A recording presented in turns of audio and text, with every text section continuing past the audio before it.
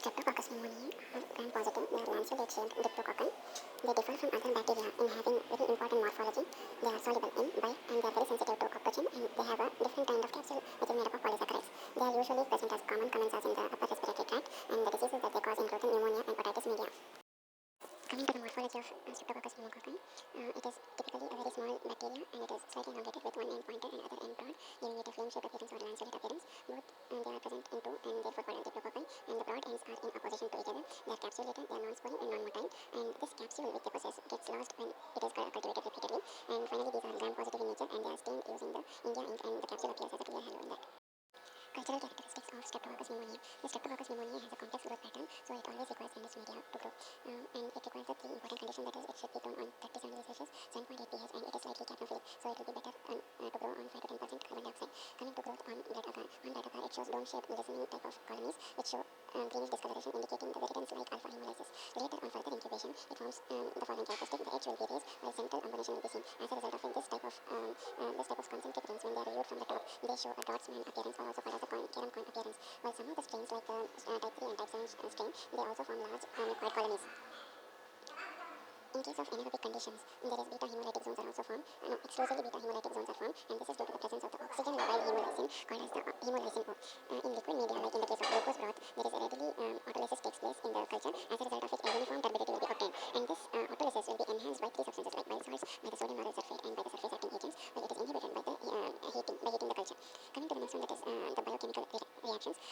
Streptococcus pneumoniae is catalase and oxidase negative, but the main differentiating factor of Streptococcus pneumoniae and other streptococci is the fermentation with inulin. It gives a positive test with the fermentation of inulin, and it can be tested by using the His serum sugars. And please note that it will be the fermentation is usually tested in His serum sugars. Coming to the bile solubility test, it is basically bile soluble. The procedure to carry out is like this: in a loop full of 10% deoxycholate solution is placed in a Streptococcus pneumoniae colony which is growing on blood agar. As a result of it, the colony gets sterilized within a few minutes, and this indicates a positive test. And this is its importance is that it has a diagnostic importance, and the conditions it has to appear are very important, and these are two: that is, it should have a neutral pH, and second thing is that the cells that are growing must be young and they must be kept in a saline suspension. Coming to the principle is that a very important enzyme is causing the autolysis here, and this autolytic enzyme is called as amidase enzyme, and this has a special function of cleaving the Al-Ameen and uramic acid in the peptidoglycan, and this enzyme has to get activated before it performs its action. The activating factor of this enzyme is actually the surface acting agent, or all these enhancers which will cause autolysis, and this helps in differentiating with other streptococci, just like as it is given in this diagram.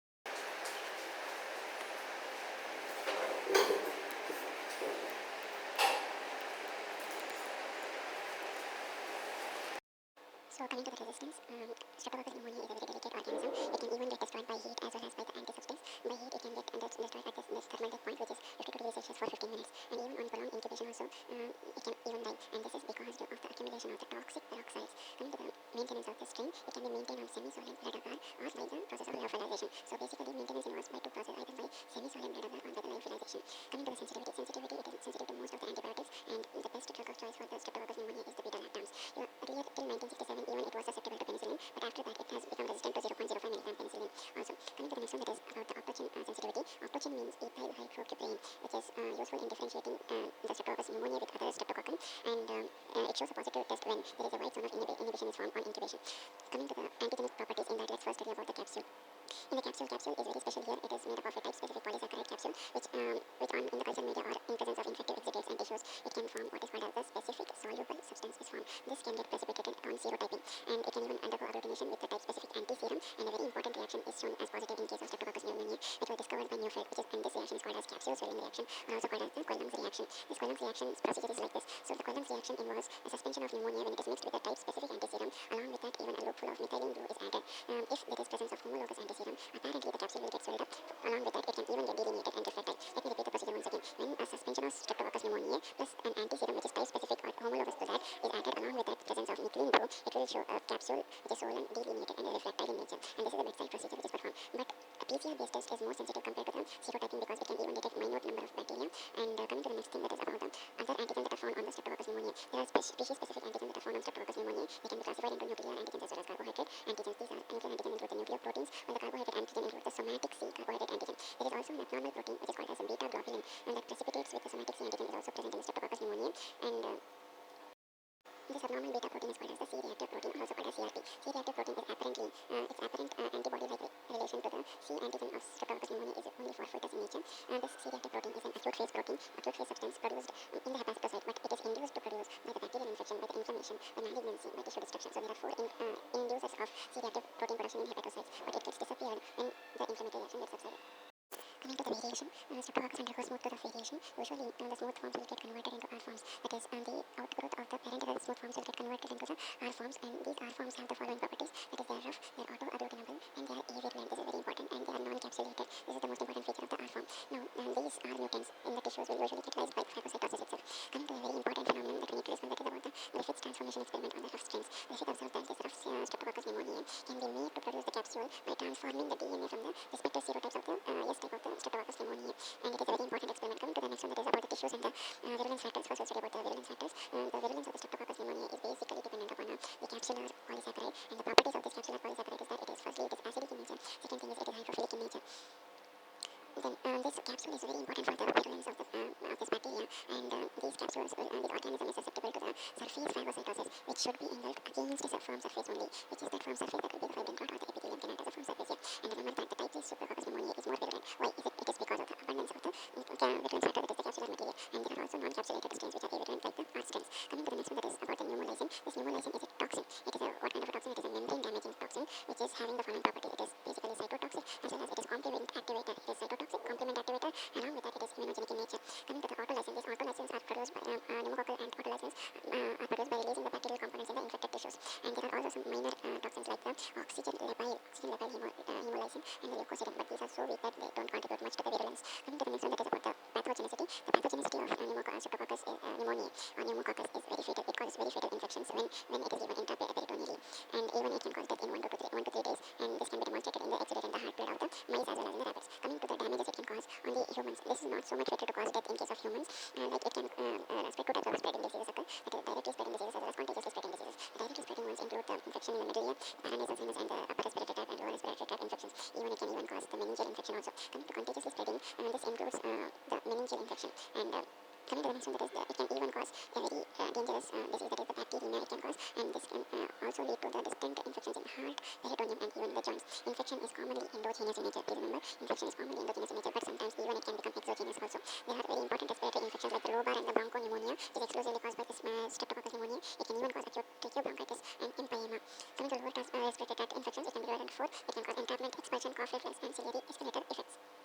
Now, when the person is in anesthesia or he has been attacked by a viral infection, or in case of chilling cases, the bacteria will easily penetrate the bronchial mucosa, and it can spread. It can cause 2 things. First thing, it can cause bacteremia, it can cause toxemia. Toxemia it can cause in case due to the diffusion of the capsular polysaccharide into the blood and tissue. Bacteremia will happen usually in case of lobar pneumonia, and the fall in temperature will occur only after the neutralization of the triple S by the anti-capsular antibodies.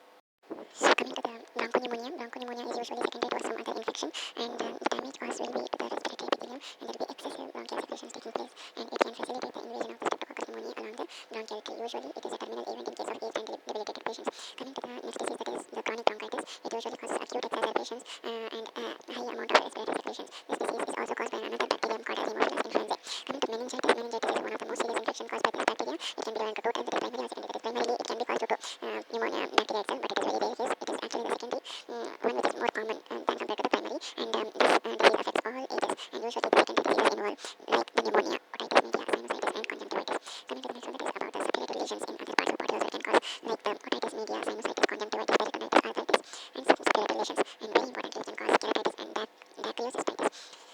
Next, moving on to the epidemiology of the bacteria. The source of the human infection is usually either it can be a carrier or due to some contaminated droplets or droplet nuclei that are formed, and this is facilitated by the crowding also, crowding of the region. The disease usually results only when the host resistance gets decreased, and as a result of it, some of the contributing factors like the pulmonary congestion, stress, malnutrition, immunodeficiency, or alcoholism causes the decreased host resistance, which in turn causes the effects of this bacteria, and it can even sometimes some predisposing conditions like the splenectomy and sickle cell disease can also be leading to decreased host resistance that can cause damage by the Streptococcus pneumoniae.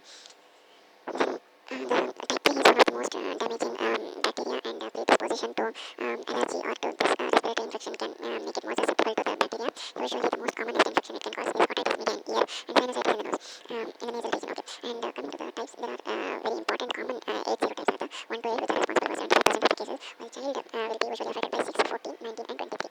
In India, this is a sporadic disease, but it can become epidemic so at the army camps, and the incidence of bronchopneumonia increases when there is an epidemic of influenza, and these are more common in the winter cases, and it is more affecting to the people of extreme ages.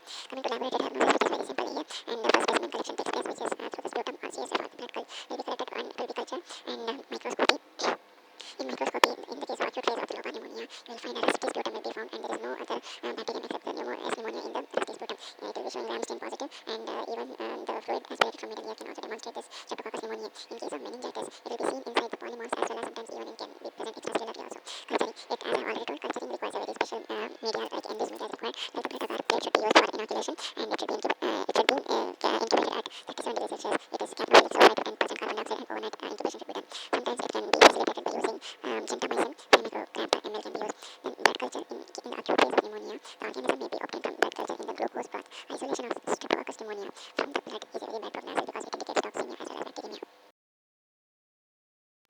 Coming to mouse inoculation will be used in case if the bacteria are very scanty, so it will be inoculated through the intraperitoneal route, and a small amount of bacteria can also get detected by this. But remember that this can give false negative tests for if the bacteria present is of the type protein stain. It is irrelevant in case of mouse. Coming to antigen detection, it is detected by demonstrating the SSS, that is the specific soluble substance in the CSF by the precipitation reaction of the antisera, also called as the latex agglutination test. Then the capsular polysaccharide, if you want to demonstrate, that can also be demonstrated by the counter immunoelectrophoresis. And now very special techniques have evolved like the immunochromatography, which can help in the detection of polysaccharide antigen, that is the capsular antigen in the urine also. Coming to the biomarkers, there are two biomarkers. That is one is CRP testing by passive agglutination using the latex particles coated with anti-CRP antibody used as a routine diagnostic procedure. And one more is the procalcitonin, which is also a biomarker. And these are used for detection for the prognosis as well as to test the response to the treatment. Coming to molecular methods, the molecular methods include the PCR-based methods, which are very potential to detect even small amounts where the patient has taken antibiotics. Coming to prophylaxis, immunity is type-specific and associated with antibodies to capsular polysaccharide. So we need to destroy this virulence factor, that is the capsular polysaccharide. For that, we have produced a vaccine called as polyvalent polysaccharide vaccine, which is resistant to 23 most prevalent serotypes of this pneumonia bacteria, and it can cause protection to 80 to 90% of these bacteria. It is not meant for general use, but for these people, that is those who have dysfunctional spleen or splenectomy, and sickle cell disease, celiac disease, in case of heart, liver, lung disease, and in case of diabetes mellitus and HIV infection. There is one more important vaccine that has been produced, that is called as 7-valent conjugate vaccine, which is conjugated to CRM197 protein of the CDPA, and this is now available to be used for children ranging from the age of 2 months to 2 years. And the very important thing is that the serotypes included in this vaccine must be prevalent in the community so as to prevent the disease or to act as a prophylactic of the disease. Coming to treatment, the antibiotic of choice is parenteral penicillin, which is used in case of severe cases. Amoxicillin is used in case of milder ones. And remember that sometimes the bacteria can even undergo antibiotic resistance to drugs like erythromycin and tetracycline also. It can be classified into two types of resistance, that is intermediate type and the high resistance. The high intermediate type includes the minimum infectious MIC of 1 microgram, and high includes 2 micrograms or even more than that. The mode of resistance is not production of beta-lactamase, but it is actually alteration in the penicillin binding proteins. There is a strain called as DRSP, strain of resistance, S pneumonia strain, which is originated from Spain and has spread to all the world. The third generation cephalosporins are being used in case of severe, very severe cases. Vancomycin has been reserved for life-threatening case.